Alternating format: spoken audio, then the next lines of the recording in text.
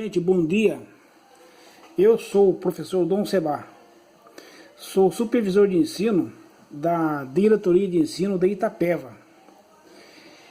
Nós estamos vivendo um momento delicado aí, uma pandemia de coronavírus, e as autoridades educacionais do estado de São Paulo estão tomando providências aí quanto à reorganização dos calendários escolares das escolas públicas e privadas.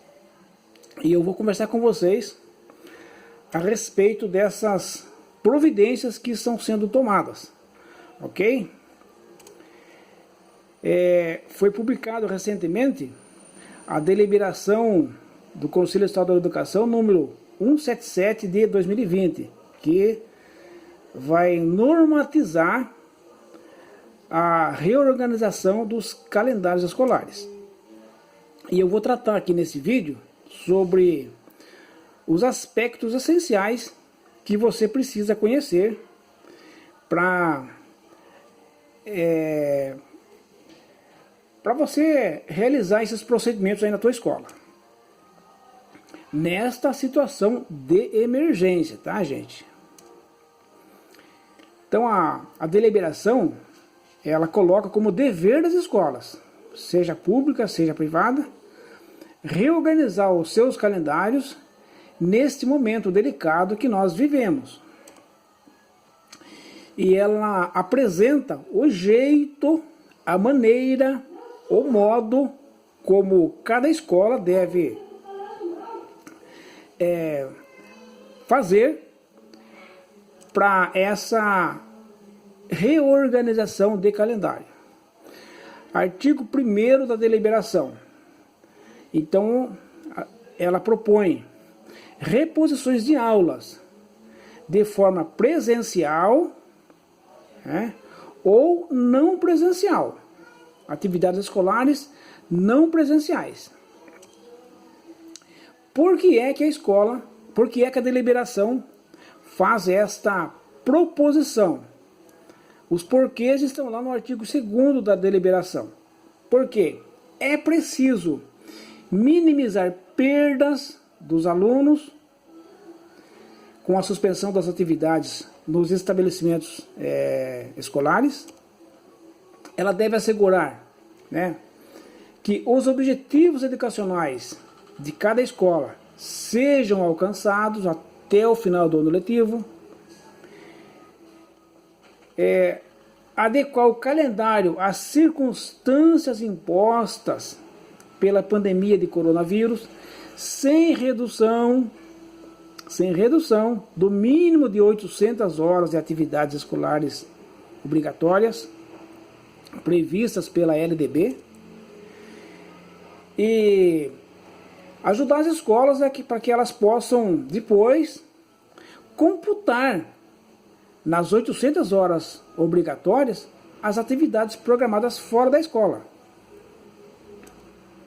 Então, para você fazer esse cômputo, para que aquilo que você desenvolveu de atividade escolar fora do ambiente escolar, para que possa ser computada nas 800 horas letivas, então as escolas precisam cuidar para que essas atividades elas atendam os conceitos de dia letivo e o conceito de atividade escolar, ok? Vamos esclarecer aí o que é dia letivo, o que é atividade escolar. Dia letivo, ou então dia de efetivo trabalho escolar. A legislação, ela coloca os dois conceitos como sinônimos.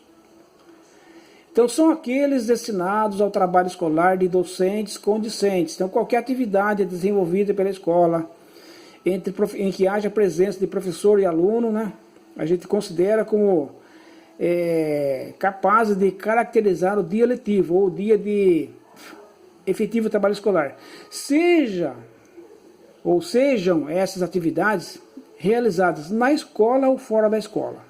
Só não pode contar como dia letivo aqueles dias reservados para exame final, para planejamento, para avaliação, desenvolvimento profissional dos professores, E o que é atividade escolar? Atividade escolar é aquela atividade, né, objeto de planejamento, atividade de ensino, né? Aquela atividade de ensino, né, objeto de planejamento e controle de frequência. Então aí essa atividade vai ter que estar respaldada pela proposta pedagógica da escola, e ela deve envolver a participação de professores e de alunos. O desenvolvimento de atividade escolar pelo estabelecimento de ensino dará caráter de efetivo trabalho escolar ao evento. Escola de educação infantil deve tomar cuidados adicionais, né, com os bebês e as crianças, porque no momento de propor atividades fora, para ser desenvolvida fora do pré-escolar, então considerar as especificidades, as possibilidades e as necessidades de cada faixa etária, ok? Quanto ao período em que se proporão atividades de reposição, acreditamos que o legislador ele considera como reposição aquelas atividades realizadas de forma presencial. Atenção, gente. Atenção, ó. Nas atividades de reposição, então reservar tempo para reuniões com profissionais, reuniões com a família, ok? Reservar tempo para atendimento aos bebês, né? No caso de a escola prever aí alguma vivência, alguma experiência que só possa ser realizada presencialmente. Acreditamos que estou explicando aqui de novo, né? A preocupação do legislador aqui é com aquelas vivências e experiências inviáveis de serem desenvolvidas no modelo semipresencial. Informação importante, gente. As atividades, essas atividades desenvolvidas fora do pré-escolar, elas poderão, elas deverão, elas serão apoiadas pelos recursos oferecidos pelas tecnologias de informação e comunicação. Tá? Alguns exemplos aqui, ó, blogs, vlogs, aplicativos diversos. São inúmeras ferramentas, né? E que servem como recurso de ensino e aprendizagem na modalidade à distância. Detalhe, gente, detalhe. Quaisquer atividades didáticas, né, quaisquer módulos ou unidades de ensino centrados na autoaprendizagem e com mediação de recursos didáticos, elas serão consideradas como modalidade de ensino semipresencial. Isso nessa situação de emergência, tá?